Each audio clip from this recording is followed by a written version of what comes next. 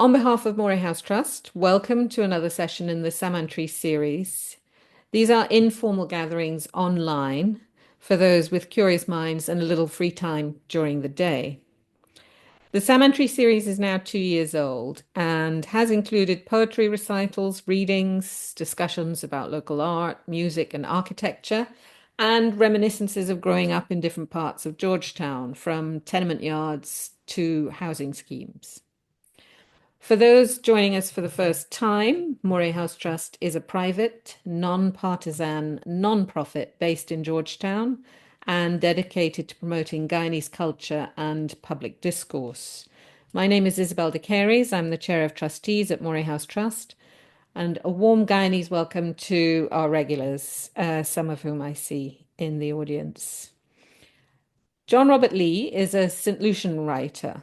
Several of his collections of poetry have been published by Peepal Tree Press in Leeds, with whom many of you are very familiar. Peepal Tree celebrates 40 years of publishing Caribbean and Black British writing next year in 2025. John Robert's latest publication, Belmont Portfolio Poems, was published in 2023. His next publication, After Poems, Psalms, will be published in 2025. Lee has edited several anthologies of St. Lucian poetry and a collection of reviews of St. Lucian literature with his colleague, Kendall Hippolyte. His poems, reviews, and essays have been published widely. Okay, I'm going to hand over to John Robert now. Thank you, Isabel, and welcome to everybody. And I see many friends of many years here. I see Ken Cosby, just want to say hello to Ken. Stuart Brown, can't call all the names, but good to have all of you. I want to thank Isabel and Moray House Trust, who have been doing these kind of things for a number of years now, and I have taken part in some of them. It's a great initiative, and something we need. Those of us who are at home in the Caribbean, and even those of us in the diaspora, have a chance to meet every now and then to discuss things Caribbean, including, of course, our literature. Many of us are writers or critics or reviewers or just readers. So it's wonderful to be here. Today, as moderator, I had chosen the poems. I looked through several, I thought of several writers, and I could have selected, and I eventually selected those four. Mainly because I wanted us to look at, and I'll be brief, I won't be too long, contemporary Caribbean writing in English. Because again, contemporary Caribbean involved, we have French, Spanish, Dutch, and so on. But we're looking at contemporary Caribbean writing in English. Content and form. These selected writers, how they reflect Caribbean, cultural, ethnic realities at home and abroad. For example, Ann-Margaret Lim, based in Jamaica, a young writer, 2 publications with Peepal Tree Press, which, as Isabel mentioned, celebrates 40 years next year, has Chinese. Her grandfather, I believe, is Chinese. Shivanee Ramlochan comes out of the East Indian culture of Trinidad and Tobago. And her poems, everyone knows I'm a Haunting, from which we're reading some poems today, reflect the East Indian religion and culture. Shivanee Ramlochan also represents a whole new, fairly new trend in Caribbean writing, gay writing, out of that. You know, Kai Miller and Marlon James and so on. Jason Allen-Paisant, a very interesting man, and we have a bio which you'll be hearing about, so I won't go long into this. Jamaican, but man with a fascinating academic background, won the T.S. Eliot Prize for the book we are reading poems from. Kwame Dawes represents something else. Born in Ghana of a Jamaican father, African mother. His father was Neville Dawes, a Jamaican novelist. Came to Jamaica as a child, grew up in Jamaica, and now has lived all over the world. So the point about these writers we're looking at, they represent, they're very representative of the Caribbean culture, life, ethnicity, all the rest of it. But these writers represent contemporary Caribbean writing, but they also represent writers who more and more are moving out of the quote unquote local into international. All the writers I've mentioned there have high profiles. Jason Allen has won the T.S. Eliot Prize, the biggest prize in English-speaking literature from you can get. And he's about the 3rd Caribbean writer to get that. So these represent working in the international sphere, which shows after the Lamings and the Naipods and the Walkers and so on, who were the first pioneers out there, now it's the most regular that so many of our Caribbean writers live in diaspora. So all these we will provide fodder for discussion. What are the challenges facing Caribbean writers, those of us, many of us in the group here today, who have chosen to live at home? What are the opportunities for publishing? We have People Tree Press and Coconut doing a lot of Caribbean publishing overseas. In the Caribbean, you have Ian Randall Press, UE Press. A lot of people are doing self-publishing. And many people have question marks about self-publishing. How far can you go with that? What about critical attention? We have less and less reviewing in newspapers and magazines in the Caribbean of our literature. Bookshops, frankly, are in a decline everywhere in the Caribbean. Reviews, you hardly see those things. In terms of festivals, Trinidad, we are fortunate to have Bocas Lit Fest, which is really the flagship now for Caribbean Literary Festival and prize and so on. The Bocas Awards are highly prized. We have Calabash. We have BVI, British Virgin Islands have a festival. And we have, there's another one I made a note of, St. Martin Book Fair. So those are well known. But Bocas and Calabash are the reading. Who is our reading public today? Are we using enough what we're doing right now? The internet and the social media where we can reach more of an audience. As writers, are we depending on people to advertise us, to publicize us, or do we get up off our butts and do our own social media and advertise our books ourselves and put things? We need to do that, you know. Most big American writers today, if you follow, they are using their social media themselves. Caribbean reading public, who's our reading public? The use of our literature, even academia, how much is UE in its literature program reflecting the use of Caribbean writers, many at home, even those who are now in the diaspora doing well? You have a few names that keep turning up all the time. What about others who are doing excellent work but are not being there? The past veteran writers, accomplished, successful writers, great, but what about our present writers and their accomplishments? So that's just a very brief sort of overview of the kind of things I'd like us to talk about as we listen to the work. And so we're going to move now into readers. And we have Ms. Degia, I hope I pronounce your name right, please, who will read the biography for us of Ann-Margaret Lim. Yes, Hajima, you with us. Thank you. Yes, thank you. Yes. Okay. Bio of Ann-Margaret Lim. And she'll read 3 poems for us from Ann-Margaret Lim's collection, Kingston Buttercup, published by People Tree Press, who, by the way, People Tree Press has been publishing Caribbean, Black British writing, Asian writing for 40 years. People like Coconut are doing more Caribbean publishing, like Lorna Goodison and Olive Senior and Mervyn Morris and Kai Miller, but People Tree Press has been leading the publishing for Caribbean writers. So from Kingston Buttercup and Margaret Lim, Hajima Degai. I hope I pronounce your name right. Please forgive me. Yes.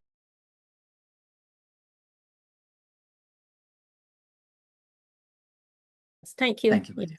Okay. So Ann-Margaret Lim lives in Red Hills, Jamaica. Her poems have been published in journals, anthologies, and her country's new major newspapers. She has a BA in English literature and has benefited from workshops conducted by Wayne Brown, Mervyn Morris, and Kwame Dawes, and the poetry of such greats as Derek Walcott. She is a journalist in Jamaica. Her collections of poetry include The Festival of Wild Orchid, People Tree 2012, and Kingston Buttercup, People Tree 2016.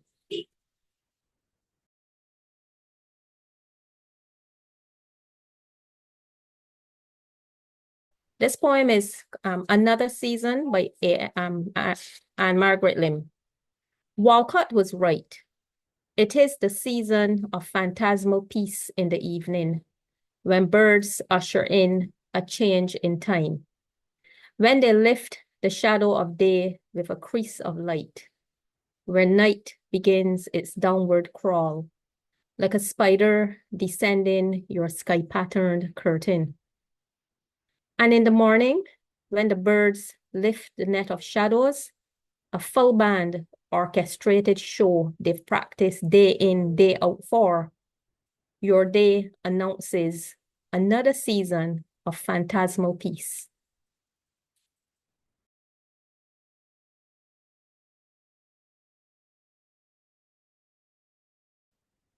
And then we have the other poem I'm going to read is by A.M. Lim, Venezuela Journal. At the back of the plane, on the way to Venezuela, the tail dips. The wings swing as the bird battles mountain and wind. I think, did she think of me as I of her at the back of the plane on the way to Venezuela? The first morning, I sit at the window, look out for her, and write as bikes, cars, people navigate the road. Did she leave that man by the window, standing there in his apartamento, like a statue looking down? Is he too searching faces for hers? Will she be the help coming in to change El Bebe in another apartamento I look right into from the 10th floor of the Hotel Alex? Madre mía, ¿dónde estás? The clouds lift from the mountains in the La Candelaria area of Caracas. Birds gather on roofs, then soar above human conditions. You are the cloud, mi madre, ghost-like. 200 years back, in a rented room in downtown Kingston, Simón Bolívar penned La Carta de Jamaica. Today, I sit at the window in the Hotel Alex, sip Jamaican rum from the bottle, hit letters on the keyboard, and look down to see mi madre in every brown-skinned woman passing on the road. Yes. Now, this poem is by a Jamaican poet known by the name of Ann-Margaret Lim. Now, Lim is known to have published 2 poetry collections, one of them known as The Festival of Wild Orchid, and her second collection, Kingston Buttercup. And this is her poem, Leaves.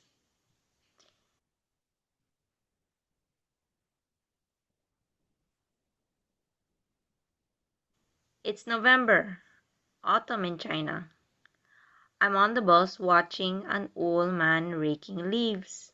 As they fall, he collects them. So no leaf stays long enough for you to remember it. There on the road. What stays is the old man raking leaves, collecting them as they fall. And I think I see why Popo, who hopped the boat from China to the island, rakes leaves, morning, evening.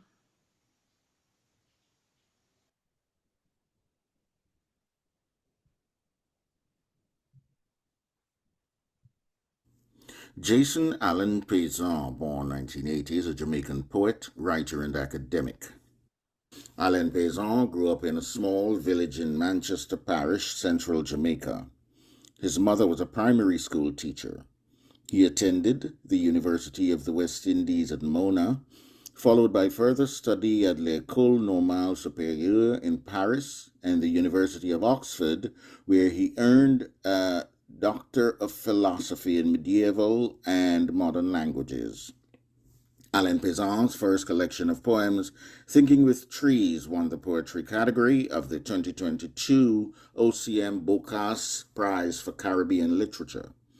His second collection, Self-Portrait as Othello, uses William Shakespeare's Othello to explore a black male immigrant's search for an identity and masculine role model.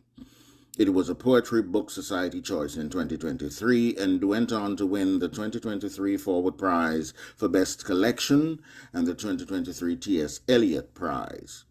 Allen-Paisant is currently Senior Lecturer, Associate Professor in Critical Theory and Creative Writing in the Department of English, American Studies and Creative Writing at the University of Manchester.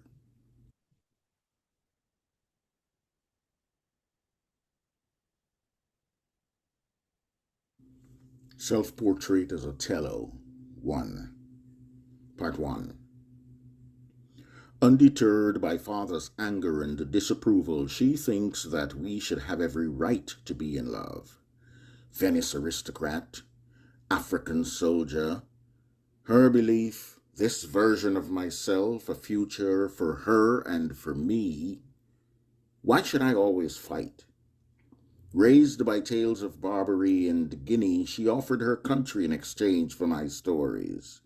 Encounters with death, my childhood a soldier on the river Gambia.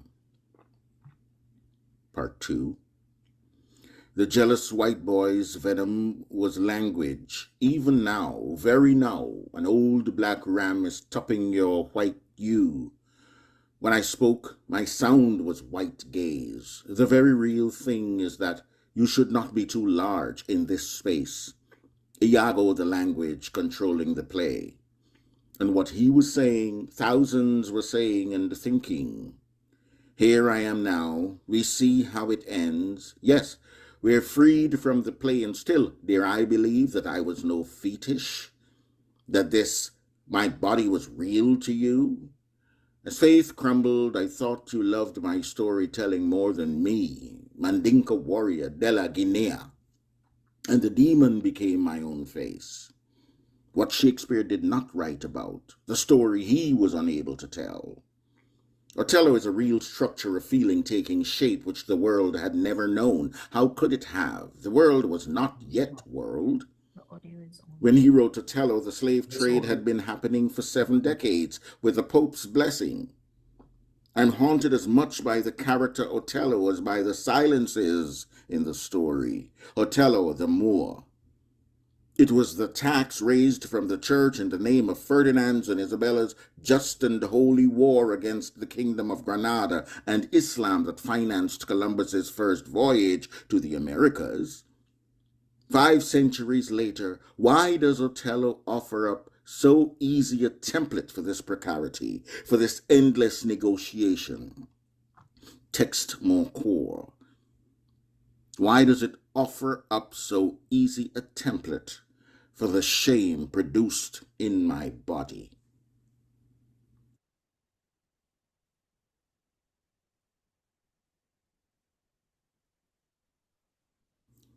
Self-Portrait as Othello 3. I was called Bois d'Ébène.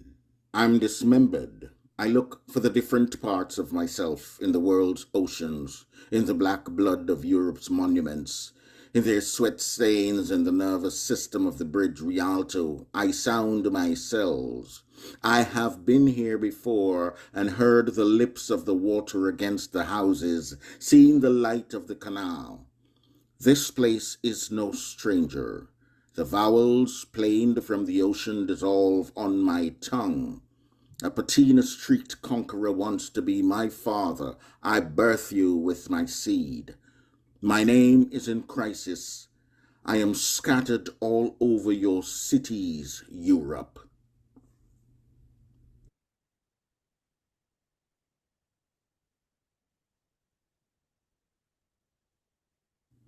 Self-Portrait as Othello 4. La Gratte, l'Aventure, Littérature, Gaël Faye. I am neither a thugs nor a shotter. All I wanted was not to be invisible, to have face. Here, I am anything I want. I make myself. They want stories. Stories are everything for my audience. I tell stories that she likes. Can't get enough. She wanted in. She wanted into an outside world. Iago's voice was too loud, too controlling. Public school boys sit in parliamentary green chairs in the MCR. Their accent so round, so sonorous, so full of the knowledge that money bought. They know every place, have done everything, and me? My knowledge was undefinable desire for a country, the breathing of the ocean. Hunger not for hair-breathscapes, but for stories, the liquid of language.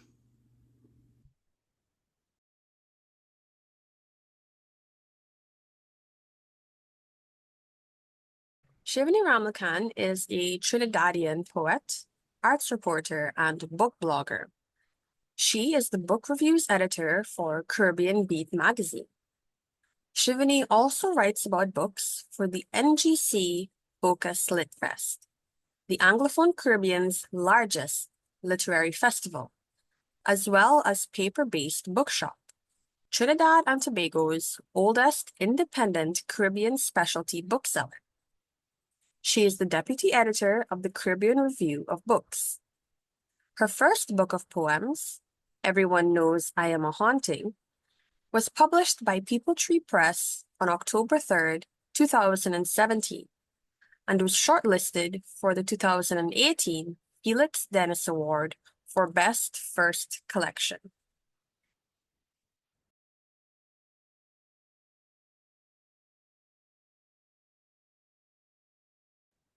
So this is Say to My Pyre by Shivanee Ramlochan. Say to my pyre that I wore only gold to death. Not that I came to this island with blood smeared between my inner thighs. Not that in the wind whip of the Atlantic, the word indenture sounded like brass coins, crumbling to dust. Not that my husband could have been any of those men on our ship, watchful and wet-tongued. But Durga, in her wisdom, found me one who was kind. Not the color of my first sari bought in Trinidad, saffron bordered by a rough umber hem. Not the 2 teeth I lost in my 30s, the blunt end of a scythe, hot breeze whistling through the gaps. Not even that I stood in the cane fields, sweat staining the bound thicket of my breasts, the ache of my 3rd baby against my bladder, seeing the sunset bleed yellow across the Caroni, falling over fields of sugarcane and the ghosts of good murdered wives. Not even that I still hear them in my 80s, and the longing in their voices is molten, sunny as fresh dal, glinting off the surface of the green stalks like teardrops of purling amber. Daughter, when you stand before my pyre with your hands full of pui, each petal glowing as a tropic star in your grasp, know I loved well. Know I journeyed here to find you, dancing free in my womb.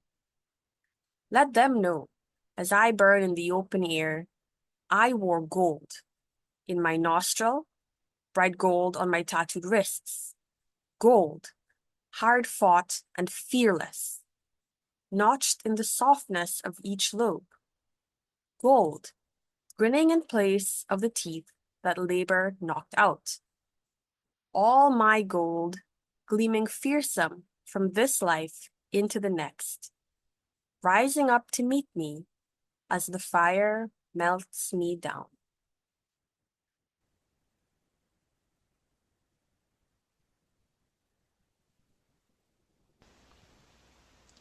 Clink, clink. When you were young, you learned to keep out of the bar. This kept you decent. You had scrubbed knees, a moon face, 2 hair plaits like black rope, thick as pregnant pit vipers with red ribbon tongues. At 9, you bled. At 12, you listened to your nanny when she said, "Stand by the Carib fridge and stay still. Don't look into the bar. Don't smile. Don't move. Prashant uncle want to see how big you get."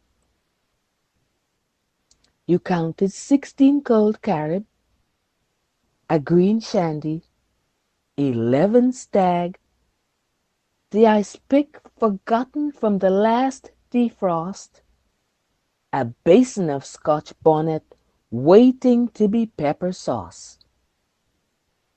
You drew a smiley face on the condensation. You were grinding doll, and there was yellow dust on your legs. You never forget the short pants you had on. In truth, you still don't know any man named Prashant. All you recall is a bar fridge reflection, a haze of chest hair, a flash of platinum bira, a clink to say you wasn't ugly, a clink clink to say you was real nice. After that day, you stood outside the bar window, counting everything in sight.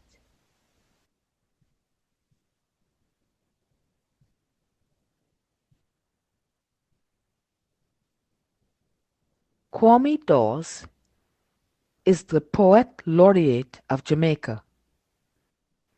Born in Ghana in 1962, Kwame Dawes moved to Jamaica in 1971 and spent most of his childhood and early adult life in Jamaica. He is a writer of poetry, fiction, non-fiction, and plays.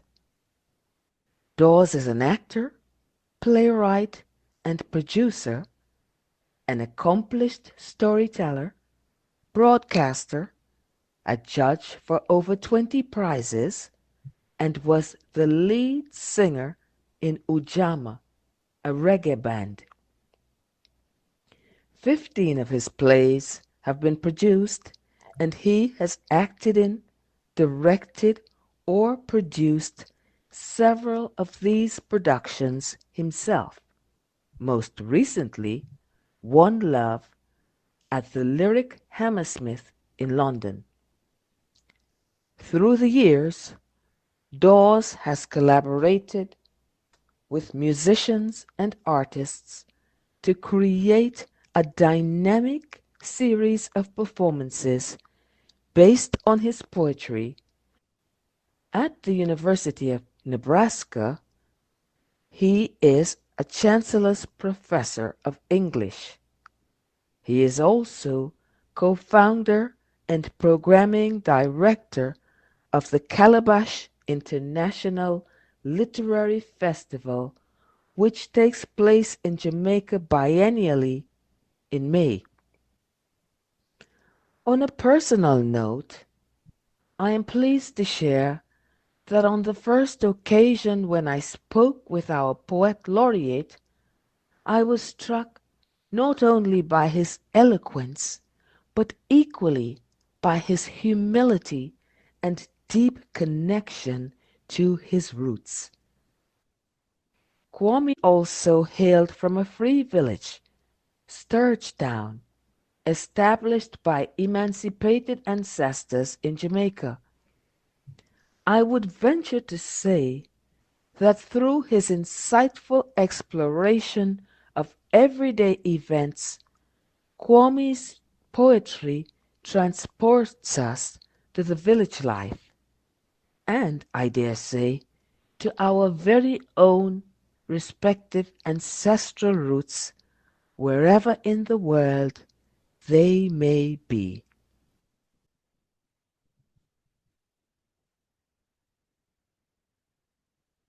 Ode to the Clothesline by Kwame Dawes.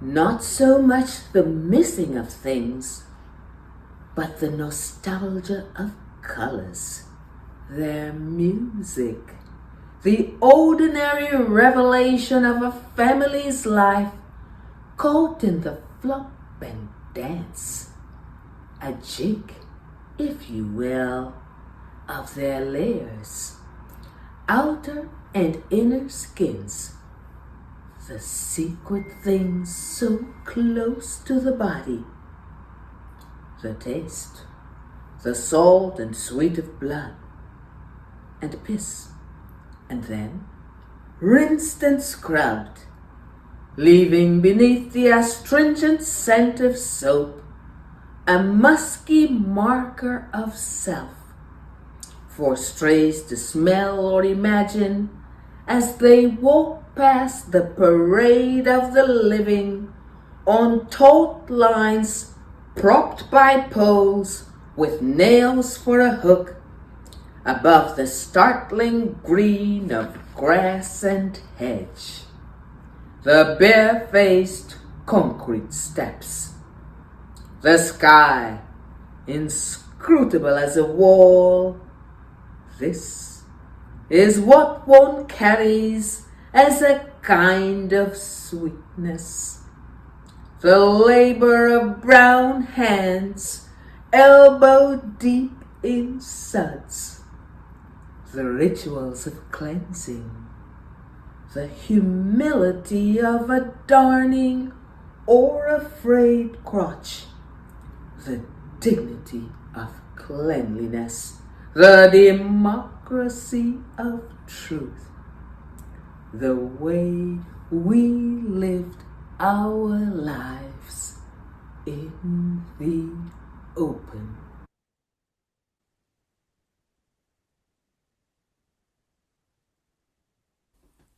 Dated by Kwame Dawes. Raised in a city of clanking gates, the tinkling of metal symphonies of welcome, the ritual minutes looking through the ornate grill while keys clang, searching, testing their assortment in the locks, with the final long music of chains unleashed. The squeaking hinge, the sound of desire unhinged, or anticipation was another marvel of welcome or fear. Come in, come in. In this city of wrought iron, of rusty metal cages, what kept them out is what kept us in. The road was viewed in fragments through tiny windows, and our hearts held steady in the language of metal on metal, the uncoding of distance and proximity, waited always for love or dread in the shadows.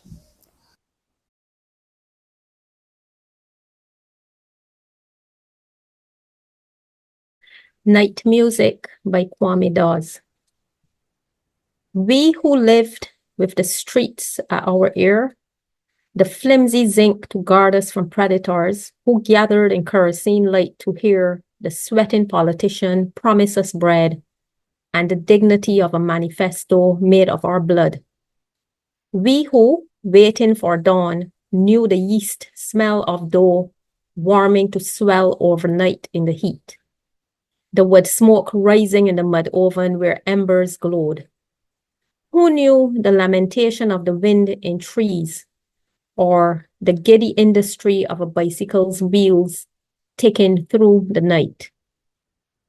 Who bathed in the algae-covered slick of concrete, water flowing in a jet over our bodies, who covered our bodies in talc, our foreheads with limacol, the backs of our necks with rose water? Who left our Sunday garments to wave like flags in the wind? Who slept to the soft quarreling of Carlos the postman? Jesus, I'm drunk, drunk, drunk.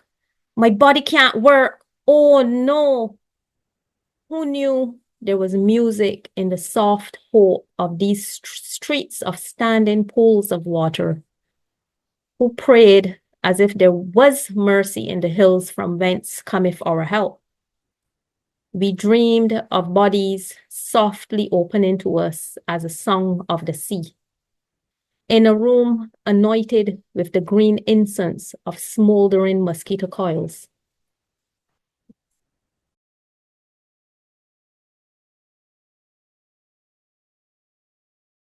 All right, so Kwame Dawes' condolence. Thrice this week, I send condolences to acquaintances whose intimacy has grown, the more by empathy. We are of an age of sudden deaths, or the prolonged and painful passing of loved ones. It is fall, and I know that we are all in our small boxes, dreading the dusk, knowing that trees turning orange and crimson will be, for years to come, the way we see our losses, our complicated loves. So, I write my condolences. I scar the poets I trust. I know at once the inadequacy of my own poems, how clotted they are with the details of pedestrian news, with private names and anxieties. I find Grimet's elegy and note she has not said who is dead, has described a lone hawk as an image of how we move through the world, longing for what we have lost. I think how generous is the open-endedness of her sorrow, how fitting to send to my 3 acquaintances. So they will find themselves in the fall sunset reading into their grief a kind of beauty. Yet I regret even this gift in the way of late I have regretted my body. The cupcakes I devoured, their sour residue on my tongue. My blood betrayed, my waning lusts. Regret the sprawling words written in journals years ago that list things in the moment without a hint of how they record time passing. What remains is gratitude to Grimet and her elegy, and the gift she offers me, wordless in the face of what I know is to come, has come, and will continue to come. Nighttime, and the long, long sleep.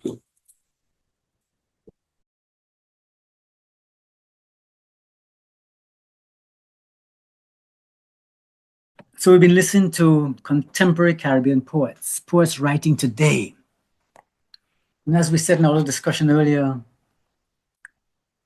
not even writing, if some of us have been involved with Caribbean literature and readings and writings for a long time, not even anymore the predictable things. And yes, I know the African ancestry for us, listening from Africans, politics, which all have their place and they're still there. But like that last poem from Kwame, Condolence, more and more the poets are turning inside the reality of a human reality. For me, Kwame and Dion Brand, whom we don't have representing today, are for me the 2 top poets. Yes, there are many other fine poets, many sitting here with us today. And we have Ann-Margaret, by the way, with us. Ann-Margaret Lim, welcome. Ann-Margaret is with us today. So what about you as you've listened? What are your impressions? What have you heard? What are your feelings about contemporary Caribbean poetry? Where are we? Where have we come from? Where are we going? What are you hearing? What are you excited about? Let's keep it positive in a sense.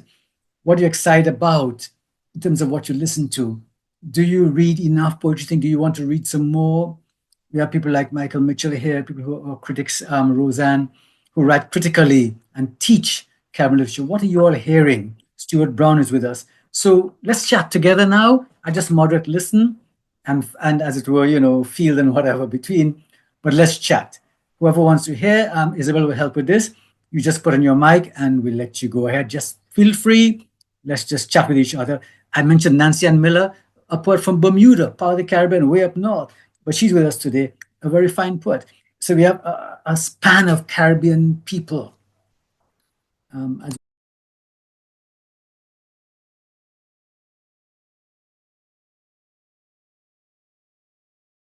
Yeah, I think what Jason did there, he treated Othello as the prototype of the Black immigrant.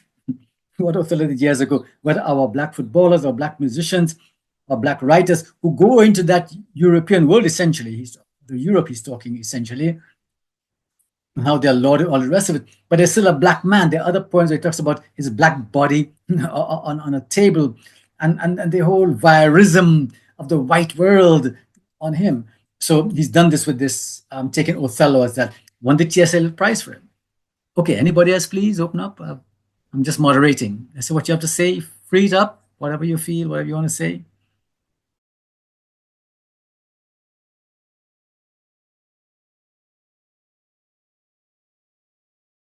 I just want to underline something you said, how Ann-Margaret, the very first poem I read, connected with Walcott. Because while we talk about our contemporary Caribbean writers, where we are now, we must never forget, we have a tendency to forget Walcott, Brathwaite, Louise Bennett, Lorna Goodson, who is still with us.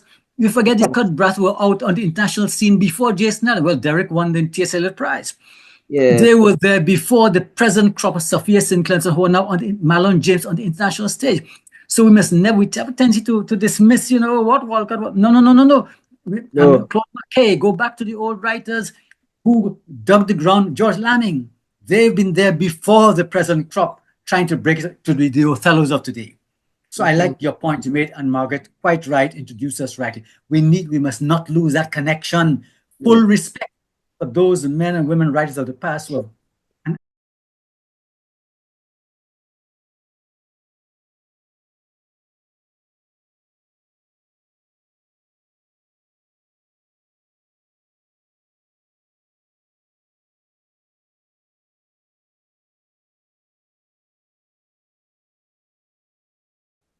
Interesting. But the poems we heard today are young Ann-Margaret Lim, Shivanee. They're Caribbean people talking out of their own ethnic cultural backgrounds, East Indian or Chinese or Kwame with the African. And I hear them again. I suppose it may not be as obvious as it may once have been. But if you read carefully, Kwame talking about gated and those things, he's a man writing outside of the Caribbean, being gated in Jamaica with all its chains on gates and so on. So I hear you, and we need to think about those things. But it may be that our writers are saying, I don't need to deal with the obvious, quote unquote, political anymore. I need it with me as a man, a woman, straight, gay, religious, not religious, in my Caribbean, in Jamaica, Trinidad, Guyana. And what am I getting there?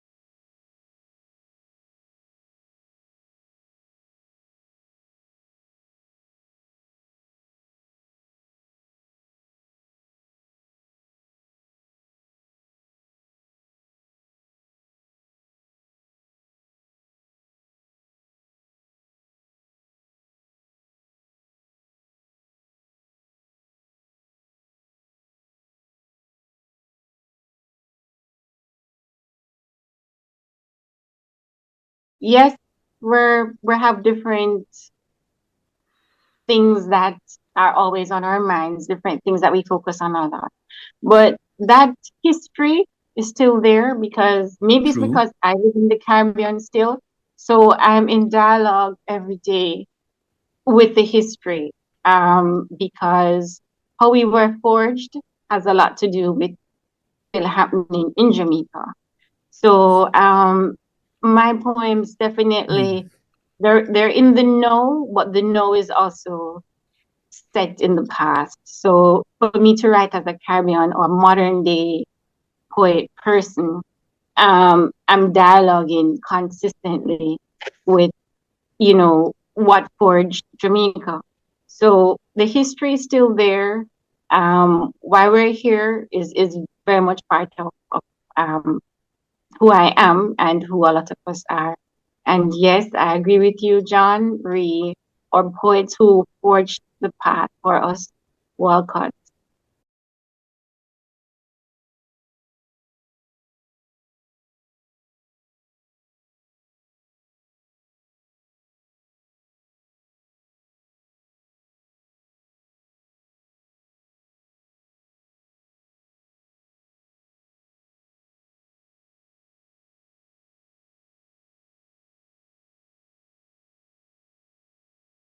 Can I come back on that? Kamal Brathwaite's and his nation language. That's what Kamal was about. Nation language. Go on, Michael. Exactly.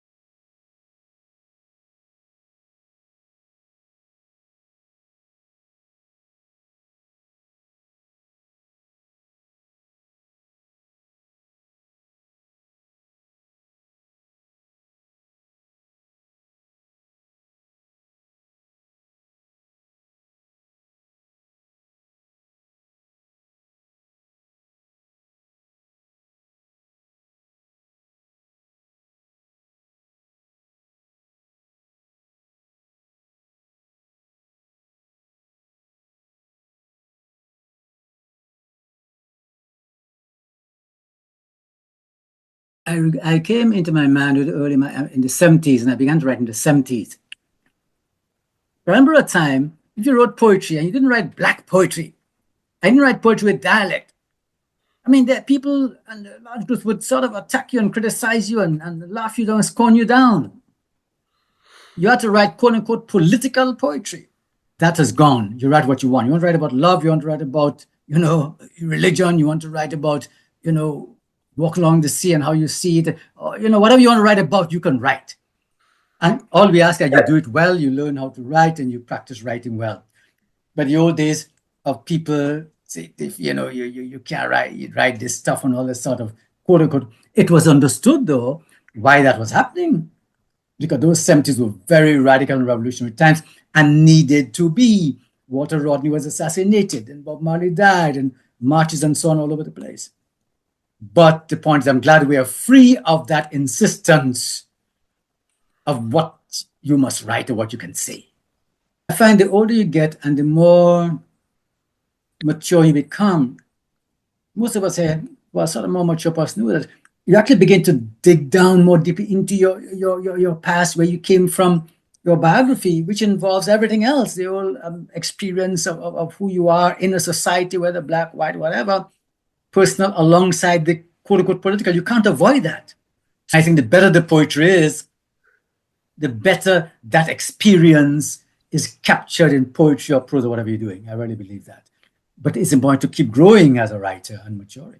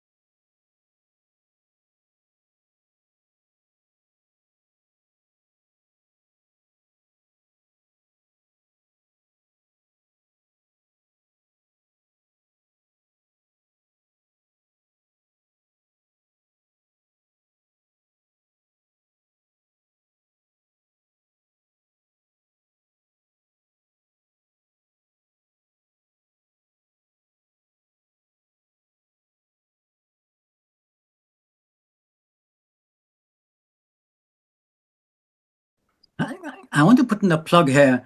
Some of you might know the work of Dion Brand. She's really my favorite poet now, frankly. Kwame Dawes and Dion, all the others I love, but those two. Dion Brand, I think, is really one of the greatest poets writing today. But she also does a lot of prose. She just wrote a book of essays, which I have not read yet, called Salvage, which she looks at English literature many of us studied in school and is picking out, the other. So for a story might talk about, a black guy carrying a horse.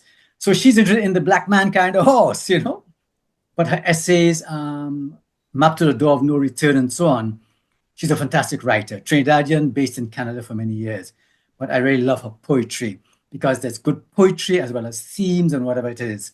So I really want to put a plug in for those who don't know her work very well. Right, I think she's one of the greatest contemporary writers operating today. But here's a Trinidadian living in Canada. Again, everything we've been talking about. Where you come from, you carry it with you, however it develops or whatever. Just the women writers, Olive Senior, Lorna Goodison. My goodness, we have great writers. And the new crop like Sophia Sinclair is making big waves with her prose work, but she's also a poet. So, the Walcott, Brathwaite, and so on, what they've planted and planted for us is not, the tree is growing, and we have new ones coming. The whole area of performance poetry and spoken word, we haven't even spoken about. That's the whole area. The Caribbean is full of good writers. Many at home. Many have decided to stay home and try to, thankfully, we have presses like People Tree and Carcanet, which can publish for us now. But we at home, and of course, many choose to go overseas, like Marlon James, Kai Miller.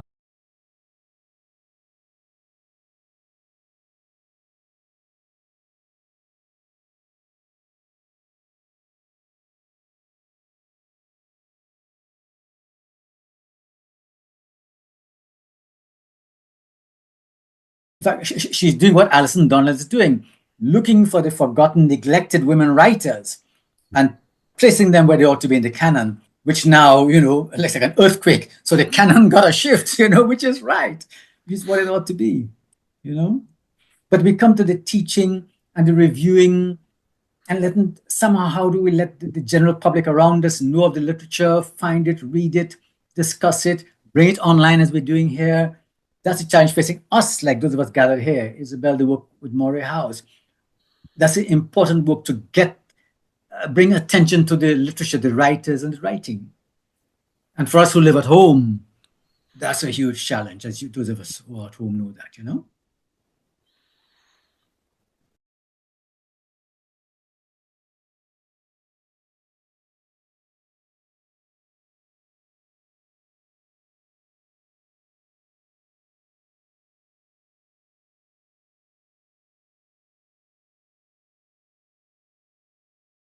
Yes. My model Caribbean critic is Gordon Rollet. When I first began to read Gordon, whatever reviews I write, because for Gordon, the literature comes out of the culture, out of the place, whether it be Kaiser, Reggae, George Lamming, Brathwaite. And right now, I have to do an essay on him for something. The last book is Literature Correspondence with Kamau. But Gordon remains to me, there are other great critics, don't misunderstand me, but Gordon remains the best critic. How to approach I read a book, I read a poem, where is it coming from? How to better understand it, where its roots, how to express it. It's not just art for art's sake. Remember the quarrels of the 70s and 80s, Roseanne, with certain whom we're not going to name, art for art's sake, or versus a Gordon and a Kamau. But Gordon Rollet remains for me my model critic. And this book, Literary Correspondence to Kamau, I'm reading about a third time. That'll bring tears to your eyes in terms of his neglect and Kamau's feeling of neglect and so on and so forth. But anyway, so much for that.